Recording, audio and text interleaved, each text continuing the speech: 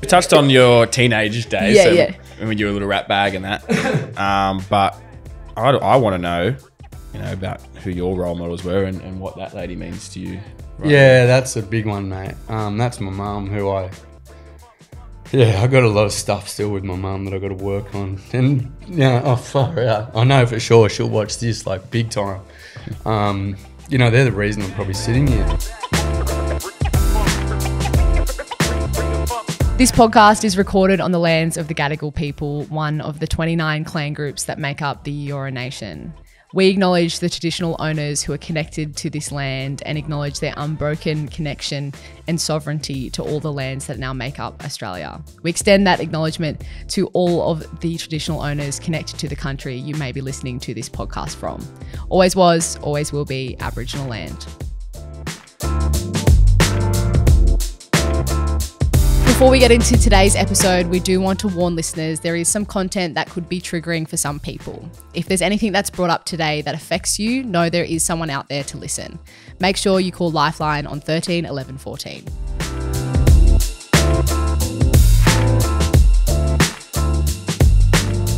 Hello and welcome to When We Grow Up, the podcast where we ask where we've been to know where we're going. We're your hosts. I'm Marlee Silva. And I'm Nicho Hynes.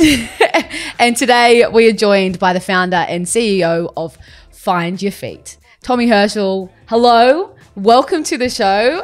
You look very comfortable on this lounge that we're in today. I love this cushion. There's sometimes it's just things like it's lovely to touch. CEO, I've never been called it. I'm a CEO. Yeah. Yeah, that's awesome. How do you feel about that title? Yeah, I don't know. I'm always wary of acronyms, but it's a good one. How do you feel about her introduction then? I liked it. You liked it? Yeah, it was good. You reckon? Yeah. Do you reckon her voice sounds really monotone? Like I always feed her about that. And yeah, he's quite critical. No, I liked it. It's good. Yeah. Great. No, mate. I was into it. Yeah, well, sucked in for starters, Nicho. I'm so excited to have this chat. Tommy, can I just say, because Nicho admittedly has talked a lot about you and what you're doing, and we're going to dive into what Find Your Feet is all about. But I wanted to start with, I guess, a little bit of the inspiration by making this conversation happen even a little bit earlier than what Nicho and I had discussed. We'd always wanted to have you on the show. We're doing it, I guess, sooner than we thought, because he was talking to myself, his roommate, and his roommate's girlfriend at dinner just the other night. And he was like, you have to watch these videos on the Find Your Feet Instagram. And they are pretty powerful, lots of stories of young men who are in the program that you run, being really vulnerable and so open, and really it's so beautiful, even in some of the very deep and tough conversations that they're having. And it had me and Zara, Nicho's roommate, Jared's girlfriend. Wee man. Yeah, wee man, as we've spoken about on the show quite a bit. Oh, it had us in tears because it is so moving. And I guess to start, in a nutshell, what is Find Your Feet?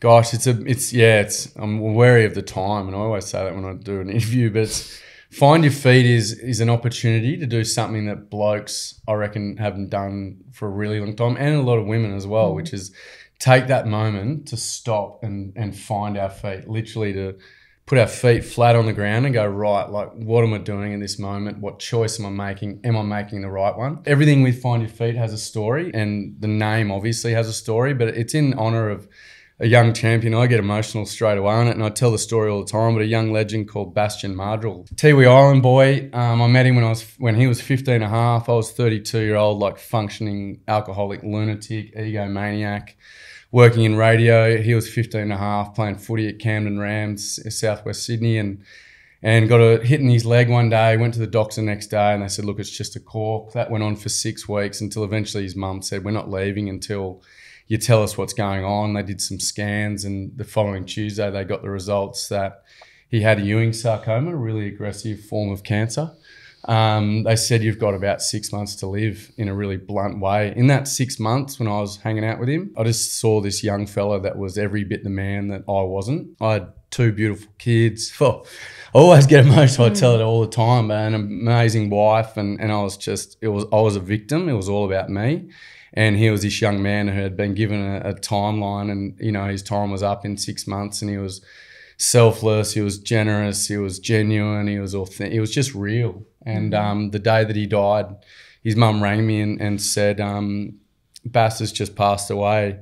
She said, Tommy, this afternoon he got Joe and I, his mum and dad, he got us out in the backyard and he said, Mum, I just want to touch the earth with my feet one more time. And walked him out in the backyard and she said he put his feet flat on the ground, looked off into the sunlight as it was setting and had his arm around, you know, his beautiful old man, Joey, is a little fella and he looked at his mum and he said, Mum, tell my mates to love life and don't waste it. And when she told me that story, I remember looking off. I was next to a record player in my house. There's records everywhere. I was probably on my 8th beer for the day. My wife was in the kitchen doing everything, and my 2 kids were running around the house. And I just went like, shit, I'm wasting my life. What am I doing? And I'm wasting their life. And it wasn't until 3 years later that Find Your Feet was born, and I fully collapsed and had a breakdown and put my family through a lot. But that was that moment where I walked into a place here in Sydney and I found my feet. Like I stopped and I took a moment and went, what am I doing with my life? Have to turn this around. So that's Find Your Feet. And yeah, it's in Bass's legacy and his honour and yeah. Far out. Marlee's already crying. Oh, you look like you're going to cry too, Nicho. That's it's you know, like Nicho's spoken to me about purpose and why we do things and it just drives me. It's my outboard, you know. I've just got to be really careful that it doesn't drive me 24/7 because, you meet so many legends and so many champions. But yeah, that's Find Your Feet. Wow. The reason I spoke to you, Marlee, the other night at home and Zara and Wee Man about these stories because Tommy and I caught up at Next Door Cafe in Cronulla for breakfast and Tommy and I have been in this sort of I've been involved in Find Your Feet for a couple of years now.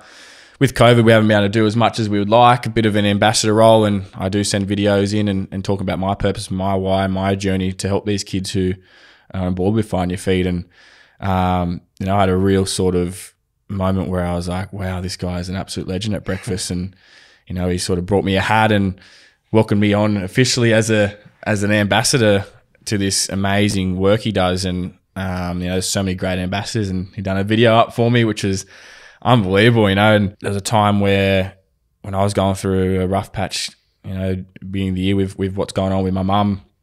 And I think I told you, Tommy, I was struggling, and then you made that video up with me of all the kids at PBC, you know, telling me to stay strong and why they love me and they're inspired by me. And that was the first time someone's ever really done that for me. And I watched that video and I got really, really emotional. Like, wow, like who I am is changing lives of these kids. And for that very moment, those kids were changing my life at that point. And yeah, I can't thank you enough for that. So, and the reason you're on this podcast is because I went home to Marlee straight away and I was like, man, we need to get him on. Like we need this, Find Your Feet needs to be out there for everyone to know about and listen to. And, you know, I'm really grateful that you shared that story for us and Tommy, because you're an amazing human. And I can't wait to continue this podcast right now because you've got so many stories to tell. And I think maybe we start with our wins and challenges as well after that. And I'll kick us off with a win and challenge while Marlee gets her emotions in check, because she looks like she's about to cry a river there. But a win for me would be, I was very grateful and lucky enough to sign a new extension with the Cronulla Sharks, which I'm extremely grateful for and something I never thought it would ever happen. So done that. And a challenge was I went to the Queen Elizabeth race day on the weekend. And because we play in 6 days' time, well, from that day, you're not really supposed to have a drink. So I went there, had about 1 or 2 beers, and that was a big challenge because at a race day, everyone is absolutely blind. So blind, having the best time. And I was like, oh, what am I doing here? But in saying that, I walked away with an extra $500 in my pocket, so I'll take that. Marlee? You had a great Uber driver to drive you home. Yeah, too. Marlee picked me up and she was boring as batshit, had no good music and sent me home.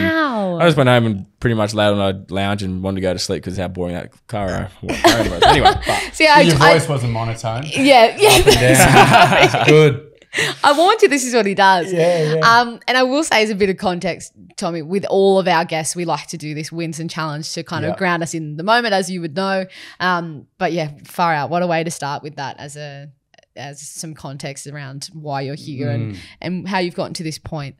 But for me, a challenge I had in the last couple of days was it kind of sounds like a boring thing, but a work thing for me. I ended up getting a really negative and a little bit disappointing response to something that I'd hoped for to have changed in my work, and it really rattled me and set me back a bit because I had some expectations about where some stuff was going with the other work that I do, and basically got a bit of a no, a pretty firm no on some stuff. And so I was feeling pretty sorry for myself heading into the long weekend, but it took a moment and it's all good. And my win is that I had a really nice, slow-paced long weekend, feeling very fresh and on top of things, and shifted my perspective and know that everything happens for a reason. So I think also today in this conversation is going to be a big win for the week. I can tell already. Awesome.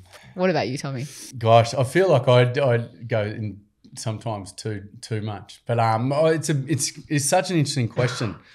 But my challenge, I go first. My challenge is I unfortunately have a really bad relationship with my old man. It's something I'd love to be able to fix, but both of us probably been super stubborn at the moment. I haven't spoken for about 12 months, and that's just stuff that stems from growing up. And the challenge was, it was his birthday on Sunday. I didn't ring him. I probably should have rung him. He didn't ring me for my birthday, and it was just this really stupid toing and froing that we're doing.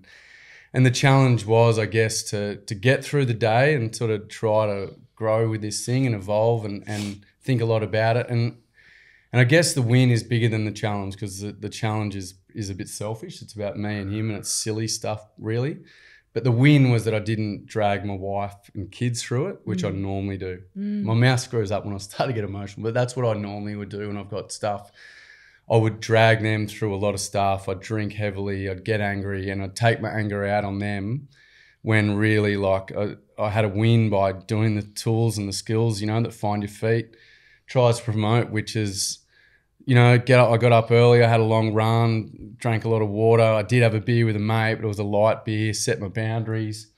And that was the win. So who knows, maybe next time we talk, say next time the win is you've pulled your head in and reached out to your old man and had a yarn, because it's pretty silly. I don't know the backstory of that, but I don't want to say yours is petty, but I feel like sometimes we do the petty stuff with our family the most. Like, I know for a fact, sometimes I'll go, if Dad didn't do something, like didn't call me on my birthday, for example, I'd go, fuck him, I'm not calling him back. I don't remember that sort of thing. I feel like it's with our family members, we do the most petty stuff, but really we shouldn't, because they're the ones we love the most and who mean the most, and make us like emotional and make us frustrated with life. So sometimes, you just got to bite the bullet and just do it, eh? Well, yeah, thank you again for being so open and vulnerable even to start this. But now we'll shift and do what is a big part of this show, as we described to you, in going back and reflecting on who you were at a particular time. So we're all about looking back to go forward. And I'm now going to get the guys to put up the first photo that you shared with us. So what we can see is a young Tommy. He's got bleach blonde hair, and he's a pretty cool T-shirt that's got a skull on it, Bad Billy's. And he's pulling a face, and he's got dirty hands and everything, a tongue out. Tommy, can you tell us, how old are you here? I reckon I'm my little fella Alfie's age. He's 10. So I reckon I'm 9. And that's my mate Sticks over his left shoulder. I'm sure it's Sticks. Sticks O'Connor is one of the great Chugan boys. But yeah, 10 years of age, living in Chugan on the Goldie. Yeah. Bad Billy's was, I think, a brand of Billabong, but there was a bloke at Green Mountain. I did the Bad Billy's surf school. Nice. Billy Rack. Ironically, Billy Rack took his own life at Green Mountain. Crazy to think. But yeah, that's Bad Billy's surf school. So you grew up in the Goldie? Yeah, grew up in Chugan. And cultural capital of the world. Yeah, mate. yeah. Chugan, yeah, we've got a museum, library, a whole lot there. What? Guggenheim. So tell us about not really your family and growing up there, and what kind of kid were you? Yeah, so I from I guess being born, my wife always laughs. I went on from 0 to 10. I was your normal kid, like running around Wagon Street with my mate Dingo, throwing rocks at cats and on roofs and slingshots, building slingshots, surfing, hanging out down the beach. Always you know, an interesting side that I remember was always anxious, but back then it wasn't called anxiety. It was homesickness or panic, you know, or harden up were probably the words. So I was a kid who couldn't sleep at anyone's house. You know, I always had like mates' dads going, I'll pay you $10 if you can stay, you sook. And I'll be like 10 o'clock making up an excuse to go home. Like, I'm out of here. I see that too. Yeah, I was awful.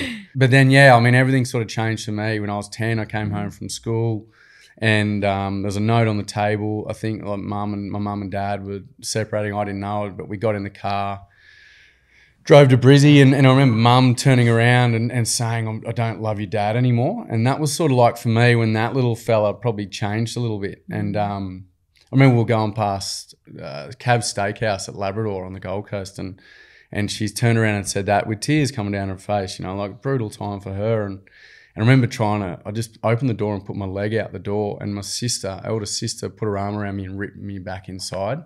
And I don't know what I was thinking at the time, but I just remember going like, what's going on? Where's the old man? Why are we in the car going to Brisbane? I don't understand. So, yeah, I'm not sure if that sort of, that was, I just grew up around Tugun, and that's sort of when all of that really sort of changed. And I went from being a 10-year-old kid that was happy, I guess, well, really happy. I loved it. But then turned into a kid that was just an ultra smart ass, loud, trying to fit in, trying to doing all those things at school, and then going home and sort of not feeling comfortable at all, crying myself to sleep, wondering where the old man was, wondering what was going on. So, yeah. I can't see you being that smart ass. Oh, man, I was loose, Nick. I used to, and it's interesting, we use it a lot in the workshops. Like you can see that dude when you walk into a workshop, you can see that little fella who's struggling, and he might be 6'8" and, you know, one of the leading front rowers in the footy team, but he's got what we call like a wounded boy in him, you know, like, and I've got a wounded boy in me. And if I don't look after that wounded boy, which is that little fella up there, you know, I turn back into that little fella up there. That is that smart ass, you know, behaving like a child sort of thing. But yeah, I was just doing it to get that attention, to fit in. Because, yeah, I guess at home I was just going like, where's the family unit gone? What's happening? And for me, that sort of behaviour got really easy. And I started to play the victim really well, which, you know, is something I really admire, mate, of yourself and a lot of our other ambassadors like Kai Hurst, you know, guys that have had life like throw the biggest battles at them, and we use a term at Find Your Feet. They've turned right. And they've faced it, and I did the easy thing and went left and just played it. It was all about me and played the victim and the drinking and that sort of behaviour. You know, when you're drinking, you're allowed to do that sort of stuff. You're allowed to be an ultra smart ass, be a dickhead, all that stupid shit, and then wake up the next day and your mates go, and I go, oh shit, sorry boys for being a lunatic. And they go, doesn't matter, mate. You were drunk. You know, like it's an excuse. Yeah.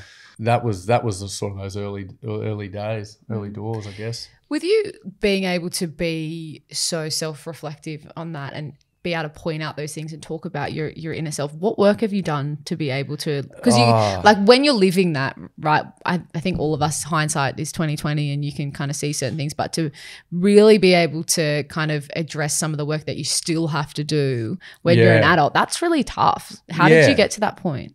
Well, if you can't own your stuff, like if I can't walk in and go, hey, all of that shit there is mine, like I don't care for it, you know, like I can just walk past it. And when I walk past my kids and my wife and they're still putting up with, you know, like this broken man, like I go, how can I walk past that every day? How can I not own it and fix it? And my wife, she's amazing. The first thing she'll say is, you know, you've done a lot of healing on your own, but we haven't done a lot like together. And it's such a fair call. But I guess I got to have if I don't do it, I'm this destructive, out of control victim who isn't the man that I want to be. Like I want to be the guy who gets up and, you know, I say to young fellas, I used to get home at 3 o'clock in the morning after drinking 30 schooners, and I could do that, even though, you know, I'm built like a outdoor garden furniture. But that I could get home at 3 in the morning and after drinking 30 beers. Now I get up at 3 in the morning and I run 30 Ks. Like that's the guy that I want to be. And I still have a beer, but I have 2 or 3 now. And then we use terms that Find Your Feet, like we set the boundary ropes, and I don't want the cracks to appear like they used to. And, I know my limits. I know when to declare. So, yeah, if I don't own my stuff and I don't see my counsellor, it's interesting. Like I've seen counsellors. I've got my one counsellor I see now, Elizabeth. She's amazing. And last year, I'd just go and see her when I could feel the bearings starting to make noise. Yeah. And it was sort of working, and when I mean the bearings making noise, like in my truck, like I can hear. So I go to a mechanic, but if you really want to look after your car, like you maintain it all the time, and you get your bearings changed over, you get your oil. And it's the same with me. Like I went this year, you know what, like I was going to lock Elizabeth in every fortnight, see an osteo every fortnight. Because it's going to help me own my shit even better and be an even better person for my wife and kids. I still stuff up. I still fall over, but that's because I'm not perfect, and I'm never, ever going to be perfect. I'm never going to be an expert at this stuff, but I'm always going to talk about it as much as I can so we can normalise it for other blokes to do the same.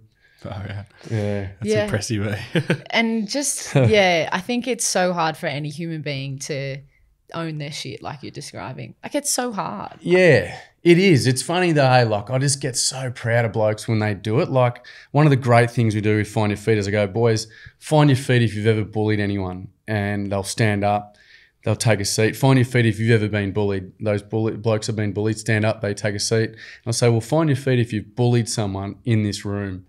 And they'll be like this. There'll be always one dude who'll just jump straight up and everyone will look at him like he's about to get in trouble. And I'll go, mate, you're a bloody legend. And they'll go, how can he be a legend? He bullies people. I go, he's a legend because today is like the first day that he's taken that step to own his shit. He stood up today and said, like, and I've got a great example of that with Find Your Feet. We've got this image we use of this guy, Jack, who's looking down this valley at the start of every year in Crumman Valley. We do this run where I used to tell him it was 5Ks, it was actually 22Ks. And I wouldn't tell him it was 22Ks, the Kugel's running. And the first year we had 7 young blokes. Like these blokes were young blokes who'd never been up before 9 o'clock. They used to punching billies before school, getting to school, punching each other, like lunatics. And one dude was literally like, mate, on my days at MDMA, ice, like the whole lot. Wow. Like he's like, that's how I operate. He got to the top of this hill with Hursty next to him, Kai Hurst, who's 2-time Olympian. He looks at Hursty and he goes, I thought you were an Olympian, He goes, I take pills every day and I still beat you to the top. But anyway, this legend gets to the top of the hill and he goes, mate, how far have we run? And I said, mate, you've done 18.5 Ks. And he goes, no, I'm not capable of that. And I said, mate, look at my fancy watch. And I had the fancy Garmin. And he turned and looks back down the valley. He's got, and I took this photo of him. He turns back and he's got tears coming down his face. And I was like, what's wrong, mate? And he goes, I just didn't know I was capable of this. He goes, I knew I was capable of being a dickhead, capable of punching billies, capable of being really rude to my mum and disrespectful to women I've had relationships with. He goes, I just never knew that I was capable of getting up and running this far and doing this. And he's the same dude who stood up in a workshop in front of 150 blokes. And this guy stood up, first of all, stood forward in a line and said, boys, I get bullied every day. My mum cries herself to sleep. He goes, and I've thought about taking my own life in the last week. And there was dead silence, fell across the room. And this other legend, the legend who'd run the 18.5K, stood forward and goes, Tommy, do you mind if I say something? I was like, mate, go for it. And he turned to this guy and he goes, mate, I'm so responsible for what's going on with you. He goes, if I'm not bullying you, I'm encouraging others to bully you. If I'm not encouraging others to bully you, I'm watching while people bullying you and I'm laughing at you. And he goes, I do it because it makes me feel better about my shit at home. He goes, it's the worst excuse. He goes, I'm just so sorry. Like that kid on that day, he's now a yoga teacher. He doesn't drink. He runs daily. He wants to be a school teacher. Like that was the day that he stood up, found his feet, owned his shit. And not only did he turn his life around, but every other bloke in that room saw that that's what we're capable of. So the kid who got bullied and thinks about taking his own life, he gets heard. His story gets heard. So they're empathetic towards him. He feels that. The mum at home who used to cry herself to sleep, her son comes home happy, his life's changed, so her life changes. This boy owns his stuff. He no longer gets up, punches billies and punches his mum. He becomes this healthy young man who's now running yoga classes, who helps other young men, So there's like this reverberation and this simply by one dude owning his shit, you know? That is unbelievable, and what strength from that young man to take responsibility like that. But it's a testament to the environment you must be building with Find Your Feet. I know you're clearly a very humble man, and I don't expect you to kind of be like, yep, it's all me. But I would love for you to talk a bit more. So I don't even know if we've done a good job of sort of explaining that Find Your Feet has school programs. I know there's a few other components that we'll get into, but at the moment, could you tell us, you're in a certain number of schools and all that sort of stuff, and like, how are you building these environments? I've used to work in the nonprofit sector with kids in high school, and after, you know, a couple of years of working with some kids, we get some of them to open up. Not like that though, and that is just unbelievable. Yeah, I think it's I don't know, like I'm really lucky again with my wife that you know, when I was a young fella, I did a lot of chasing of women, I guess, and I had a great time. But I always remember, like the girls I remember are the ones that like held me accountable for being a dickhead. And I'm still great mates, you know, with a couple of them that I really have a lot of respect for, and their kids have been through the program, which is amazing. But I guess that ability to have to constantly do the work is because my wife she deserves that, and she sets that challenge. But I guess I do the same when I go into a workshop. It's about me being as honest as I can, because that vulnerability is what builds that trust in the room. So Find Your Feet, just quickly on that, we've 4 workshops. 4 workshops. One's called Challenge the Title or Own Your Story. Then there's Who I Am. Then there's the next one called In Someone Else's Shoes. And then another one called Then, Now, Soon, which is just looking back, looking where we're at, looking where we're going. Then we got 20 activities and a whole school program that we gift to a school. Awesome. Got a young fella in a school up on the Gold Coast at a boarding school, private school up there that we sponsor to pay for, a young fella called Harper doing a Black Pepper 2 scholarship in honour of Bastion. So the minute I walk into a room, you know, I'm a school teacher by trade, so I was a chalky for 15 years and loved being a chalky. I used to get into the room and I'd write a lesson plan 15 minutes after the lesson started. Like, I just reckon if you go into a room full of kids with a lesson plan, you're restricting them and you're restricting yourself. Like, you got to go into a room. It's like, you know, you got to go into a room and let that garden, I guess, sort of blossom in front of you and grow in front of you. But it's about walking in. The minute I walk in, I use all of my sort of physical features as a take the piss. I go, hey boys, like, you know, mate, look at have you not got a mirror in your house? You know, like, have a look at your head, mate. And I'm setting them up, and straight away, someone within a minute will go, mate, look at your shit moustache. How old are you? And I'll go, mate, don't take the piss out of the moustache. And so you're building this rapport. Like, I'll tell them I'm a teacher already, but you know, they'll be going, oh, this guy's normal. You know, like, he's like one of us. He says the odd swear word. And I'll just say to them, like, boys, anyone got any idea what's going on here today? Like, I've got none. I've got no idea. Teachers try to tell me, but who's it? You know, and you're taking the piss a bit.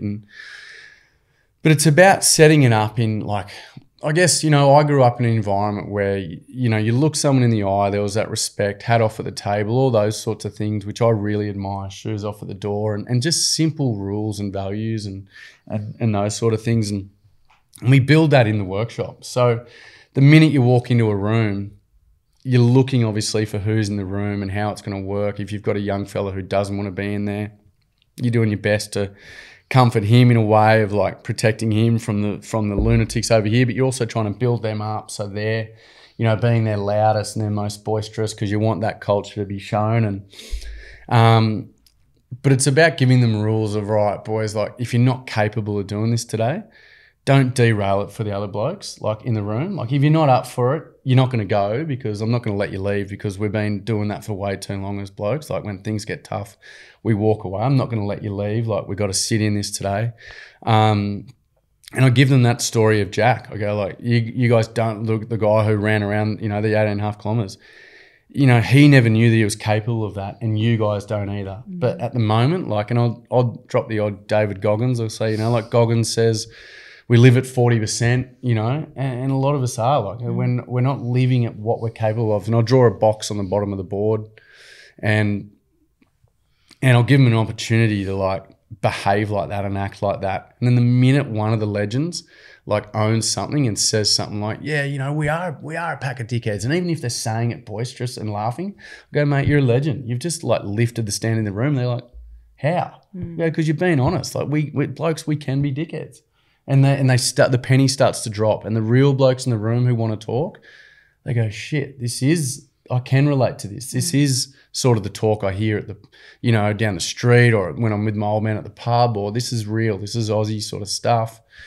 And yeah, I mean, I give them a little part of my story and the Bastion story, and they go, wow, like I just feel comfortable in this moment, I guess. Yeah, it's hard to explain the magic. It's a little bit like if you go away on a holiday and you come back and everyone in the office is like, whatever, mate. Yeah, you had a good weekend, mate. Cool. Yeah, to hear you describe that, I think I can sort of pick up that that's such a unique setting that you there's not very often as kids are we given permission to be that self that is flawed or, you know, represents you know, some of the bad things that we do, bad in quotation marks, as adolescents. I think we're so constantly told like you're either a good kid or a bad kid, and that in that space makes it almost an equal playing field from what I'm hearing you describe. Yeah, so it's about like I'll walk in, I'll go, boys, like if let's build a conversation, let's have a bit of fun. Like if a conversation in the school, what would the convo be? And I'd be like, oh, on the weekend we went to a party, there was drinking, you know, a few of the boys picked up some chicks and there was this, that and the rest. And I'll go, boys, you're not giving me as much as you could. Let's kick the teachers out. And I'll kick them out of the room and they're like, yeah, get out. And they're yelling stuff at the teachers. They get out. It's epic. And then it fully opens up. Oh, you know, the conversations be around porn and the conversations would be around fighting and drinking and drugs. And I go, yeah. And then I might mention, you know, like anxiety and depression. It goes dead quiet. And I go, nah, man, only pussies do that. And I go, oh, okay, really? Oh, right. So I'm not allowed to do that. Nah, man, you can't do that. You can't do that shit. And then there's a conversation about, well, why can't we?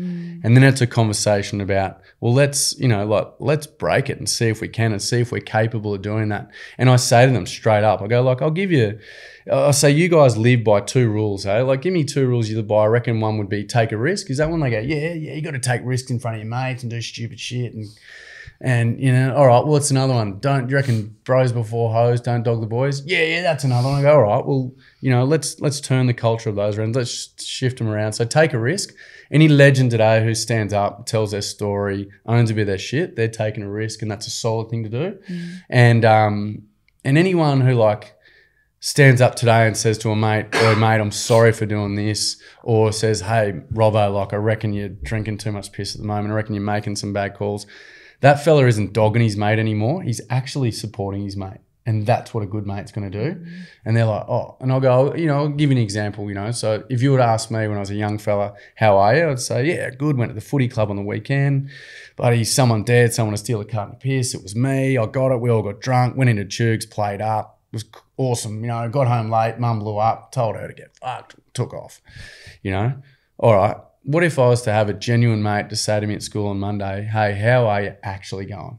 Because they saw that I was a bit tired, you know, a bit beaten, because that's what a real mate's going to do. And I'd say, well, you know what, on Friday, my old man was meant to come down from North Queensland again. And these are true stories, you know, and he didn't. First opportunity, I took off out the door. I was angry, went to the footy club. Someone dared someone to steal a cup and piss. I wanted to, you know, feel good straight away. I wanted to get drunk. I wanted to also fit in with the boys and be accepted. So I was the stupid one who did it, made heaps of crap decisions. Went home, you know, said some things to mum that I regret. Took off, and, you know, because I didn't know how to tell her how I was feeling about my dad, because I don't know how to do it. And yeah, today I feel shitty, but mate, like, thanks for listening. Like, and I go, what's the difference between the first and the second one?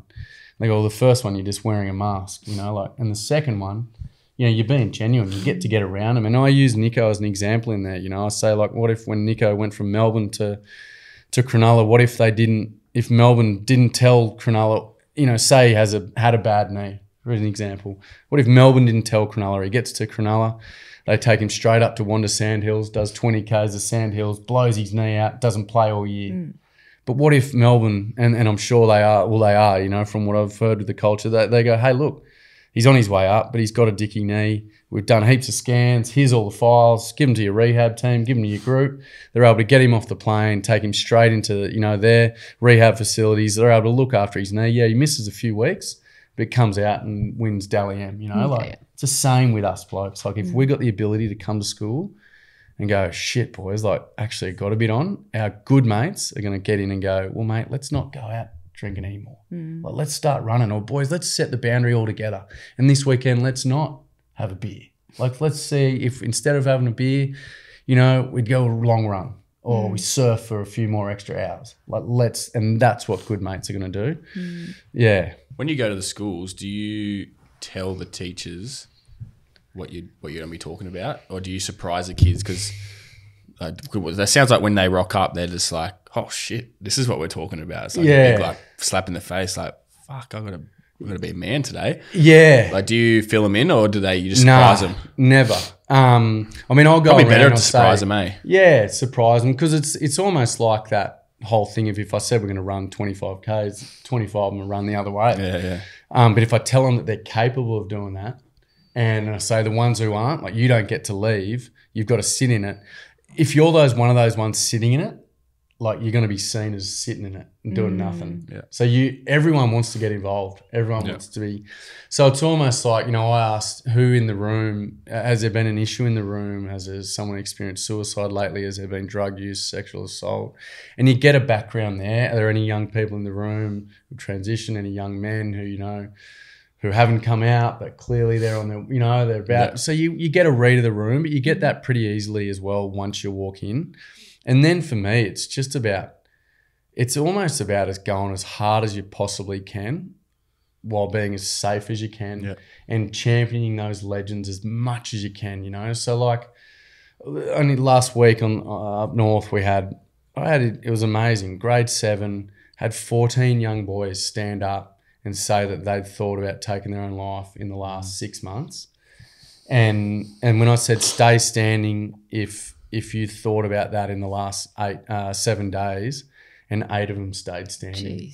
And the oxygen just went out of the room. You know, like, if I didn't go there, like, those 8 legends go home and they've still got it. So it's, once I went there, it's then about championing them and getting them as much support as possible. And it's like, you know, the words then are like, mate, or boys, like, what gives you the ability to stand up today? Like, why are you standing? Like, and they'll say epic words that, again, lifts that culture and shifts the culture. And it is good bloke culture, because there's shit bloke culture. It's good bloke culture, which is, I trust these boys. I've seen other blokes talk today. Like, I know that I can share this amongst them, and I know that today I need to get it off my chest. So, yeah, there's no telling them what we're going to go into, but once we've gone into it, it's about going, that's the level now, boys. Like, how solid is that this legend was able to get up today and give you his deepest, darkest stuff? Like, it says a lot about this room. And they're going, yeah, it does. And we never do this. We never act like this. No. And it's like, how good is it? Mate, this is epic. And I go, anyone want to leave right now? I'd say no. And they go, no. Why? Because we don't do this. And there's respect, there's vulnerability. Yeah. Well, if we go to picture number 2, and you've got some luscious locks in this one, and you touched on your teenage days, when you were a little rat bag and that. But I want to know, you know, about who your role models were and what that lady means to you. Right now. That's a big one, mate. That's my mum, who I got a lot of stuff still with my mum that I got to work on, and far out. I know for sure she'll watch this like big time. You know, they're the reason I'm probably sitting here. Like, I went over their place, my mum and my stepdad's house, after they'd seen the face-to-face, and my stepdad just goes, mate, you got to ring this guy. I text him, and you wrote back within minutes. And oh, he's talking about me. Yeah. And so, yeah, I owe them so much, and it's an interesting one. I mean, my mum and my dad split up when I was 10, and you know, when you're a young fella, you don't ask questions of why, but you just want to know where the family unit's gone. And I never, you know, you don't have the skills to understand why your mum does what she did, or your dad, and why they can't talk. And you know, my old lady grew up with a dad who is a legend, Keithy, but you know, wasn't that amazing with emotions and talking. And so I don't think she really ever got to know how to do it, and she'd be open to admit that. Yeah, like, I still, it's a big forum to be able to, and I, you know, I own it. I still struggle a lot with that rejection, or that trust, and that fear of, there's still that little wounded boy in me that's like, am I worth anything? Is it the self-worth, the value, like, you know, like, and so, yeah, I mean, she means the absolute world, mum, to me. Yeah, I've got to get better. I've got to get better at our relationship, and you know, that's something that I really need to own. And she's an amazing grandmother to my kids. She's doing her absolute best. Yeah. I'm sure you will own it. Like everything you've said in this podcast, you've went and owned, and you've done extremely well. So thanks for sharing that. Cushion, mate. Yeah, it must be. I'm taking it home. I wanted to zoom out a little bit. So yeah, we're looking at you. So obviously for the people who are listening, this is you in a suit. Are you going to? Yeah, it's going to the Deb. To the Deb ball. Yeah. Wow. Debutante ball. To a debutante ball with Stacey Keating. Right. Who's Stacey Keating's an absolute champion. And I think she's married to Ash Harrison now. You know, I remember Ash Harrison played at the Titans. Oh, yeah. Great Queenslander. Queensland, yeah. Mate, Ash, and I train with Ash when I'm on the Goldie. He's an animal. Like the guy he's the fittest human ever. But yeah, we're on our way to the Deb ball. And that haircut, I mean, that's just... Oh, it's a ripper, isn't it? It's fantastic. I'll tell you what it went missing. It was a solid one. Queensland, when we won an Origin one year, I think it might have been, I don't know, must have been 96. We won one 3-0 maybe. I don't know what it was. And anyway, Gary Larson, my favourite player ever. So I shaved my head to look like Gary Larson. Really? So it was gone like 2 or 3 days later. Oh, no. Looks like a great hair. I mean, I had the head that looked like Gary Larson, but I didn't get the shoulders or the muscles. And I'm 42 and I still don't have the shoulders. You look like you used to pull some chicks. Yeah, no, I look like a bit of a, yeah. What about that red tie? That's classic. That's a great photo, can I say?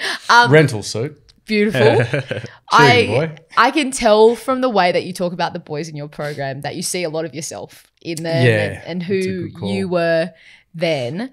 I wonder now with all these interactions, there's got to be some reoccurring themes. Are there some things that you think about when you leave these schools with this time with these boys where you go, as a society, we need to do better to address that? Like when you just spoke about those 14 boys who stood up, who were so young and had contemplated suicide. Like that to me it just makes me sick and makes me want to go, what are we doing as a society, or what are the things we need to eliminate to make sure that this isn't the case? So I wonder, are there other themes, recurring things that keep coming up? As in the same topics that happen with or just similar. It seems like a bigger issue. So there's this culture that we live under as blokes, you know, like how we have to operate, what we have to do, what we have to drink, how we're meant to be. There's all of that sort of stuff. So that literally hangs over every bloke, from shearers in far western New South Wales that I work with, to young blokes on the Goldie, to blokes in, you know, your schools around here. It doesn't matter what environment they're in. There's that rule, you know, of how you have to live.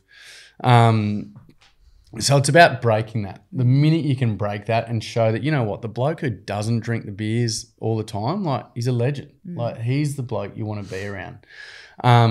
I guess the reoccurring themes are, and I think where we're going wrong, maybe, is that the question you asked me? Yes, I'm a chalky. So this is one thing that really hit me as a chalky. And again, on the way in here, mate, I was listening to the face-to-face interview that you did, which I love. And there was that line that you wrote where you said, that you didn't write, you said, which is, you know, those young kids at school in North Queensland, they won't ever know the impact they made on you. Yeah. And I think that's where we're sort of going wrong in teaching.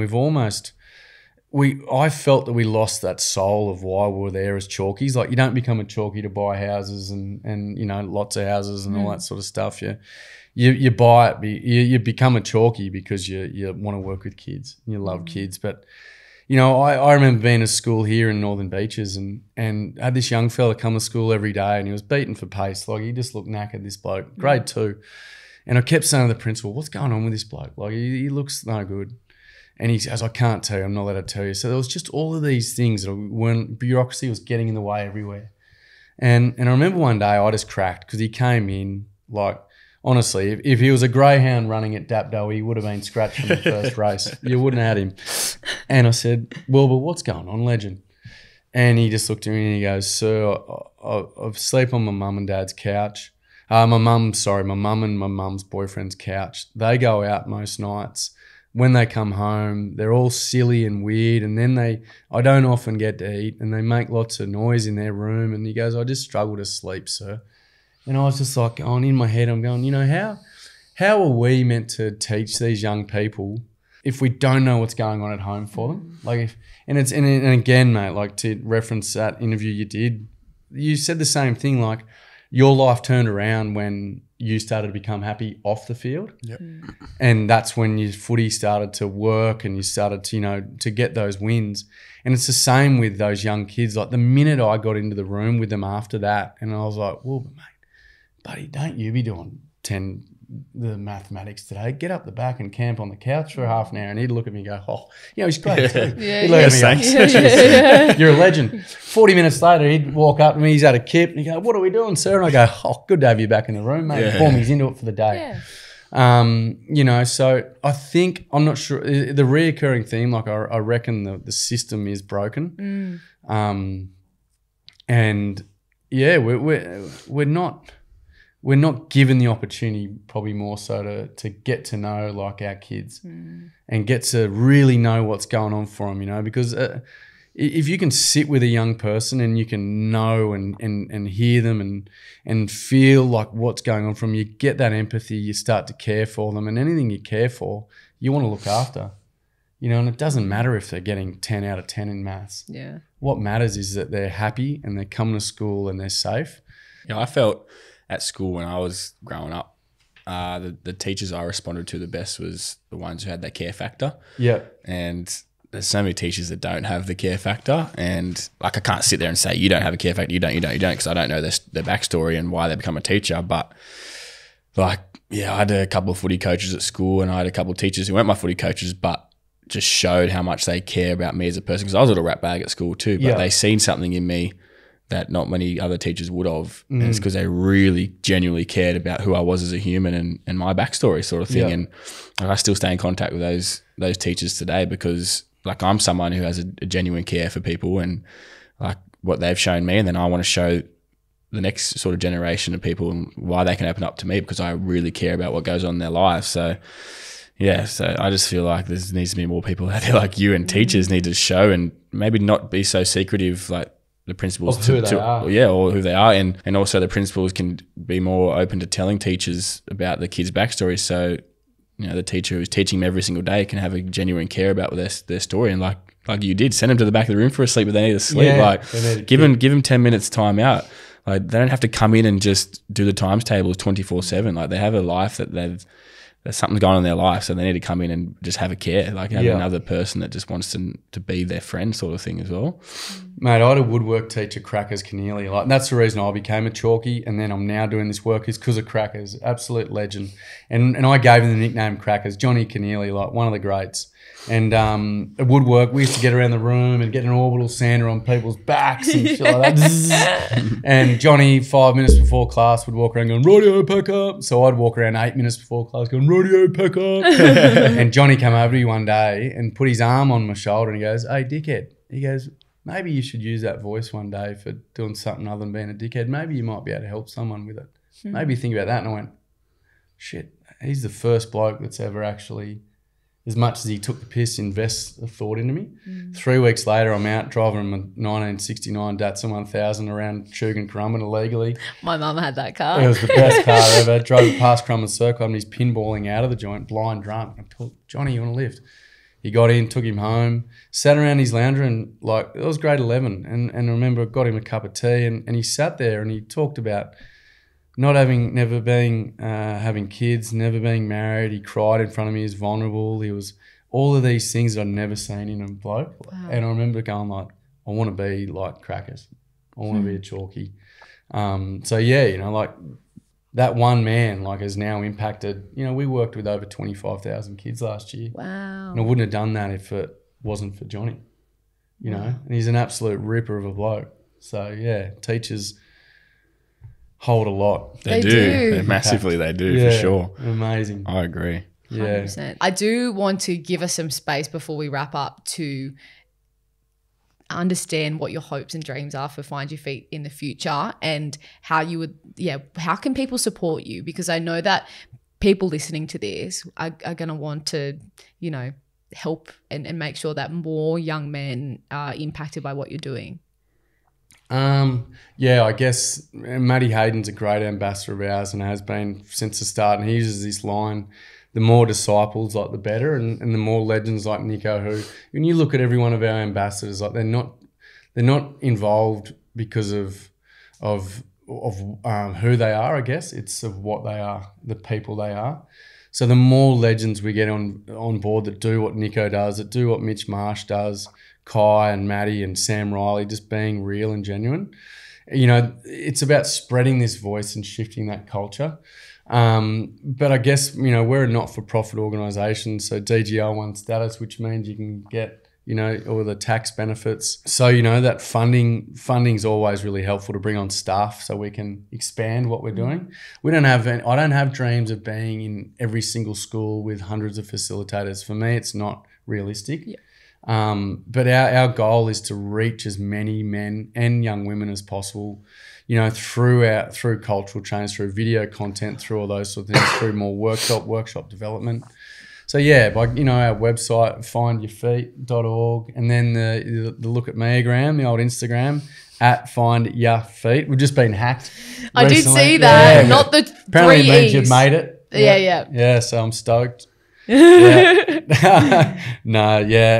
by following that, but I guess as well, most importantly, is by when a young person's got a story, like be that person who just listens, you know, like, and also using Find Your Feet tools and tools in life like gratitude and perspective. Like when I think of the places I've been and the stories that I've heard, you know, like I think of, you know, there's one of this young, and I quickly tell, this young Afghani boy up in southwest Brizzy, in Marsden, and Marsden State High, one of the most amazing schools. You know, and it's in southwest Brizzy, tough part of Brizzy. And I remember he got up in front of 100 boys and he said, he walked into the middle of this room and he said, boys, when I was 5, we came over from Afghanistan, and my uncles, 2 uncles and my cousin. And he talks about getting on the boat, and he's walking around the room, he's looking around the room at everyone, and he says it was the middle of the night one night, and the lights went out, and he said the sea started to rise. He's got these beautiful eyes and this beautiful voice that I wouldn't be able to give justice to. But he's just holding this room, and he says, you know, the sea came up, and he said, I'm not sure what happened, but my uncle panicked, grabbed my little cousin and just jumped overboard. And I remember in that moment, like looking at him and looking at all the other eyes looking at him. But I remember thinking in my head, like, gosh, the things that I whinge about, you know, the things that I get all wound up about, the complexities I bloody take on that I don't need to. And he gave us like 30 seconds to a minute. And then he's walking around, he walked over to the window and he looked out the window. And again, like, we're in southwest Brizzy, we're not on the shores of Montego Bay. And he said, boys, for those who make it like me, this is the land of dreams, the land of opportunity. And I just remember like going, wow, like that's such an incredible opportunity that we've just had to hear from someone who's experienced racism, who's experienced, he said, I haven't seen my mum and dad, I don't know if I'll ever see them again. But in that moment, we didn't offer any solutions because there weren't any solutions. We didn't give him any answers to get through anything. All we did was get the opportunity to listen, show empathy, all of these things that we don't get to do as blokes. And, you know, like 100 lives changed in that room because they got to hear him, and his life changed because he got to stand up and tell his story. So, yeah, that'd be my one thing, like just being able to listen. But, yeah, being able to share the Find Your Feet message, Bastion's message.